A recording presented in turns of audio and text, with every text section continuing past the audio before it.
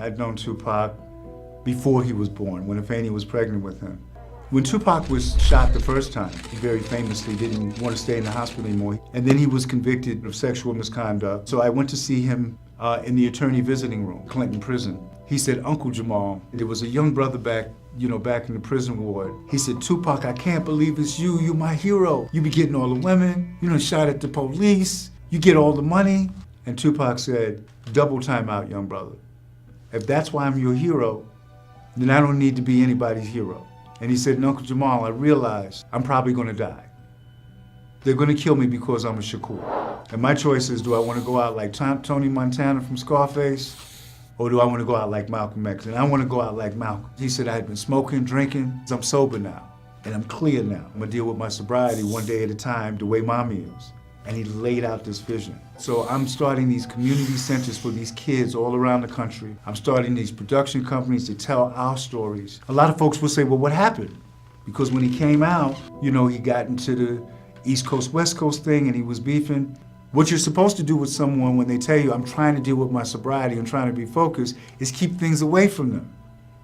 And then when he got out, there were folks that wanted to pry on that weakness. "Hip hop, smoke that joint, drink some champagne. You can celebrate your home now."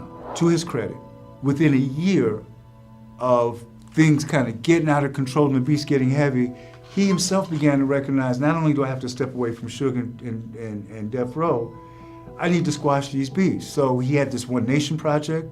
He created this thing called the Code of Thug Life that caused a lot of young gang members to stop fighting, to stop banging in the hood. He started, building the plans for that community center and for that restaurant and for those businesses. He had gotten engaged to Kadada and was gonna, move fully into film.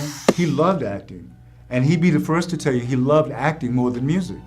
Tupac starred in A Raisin in the Sun at the Apollo when he was 9 years old. I'm sure he'd have like a dozen films, not only that he had starred in, but probably a dozen more that he had directed by this point.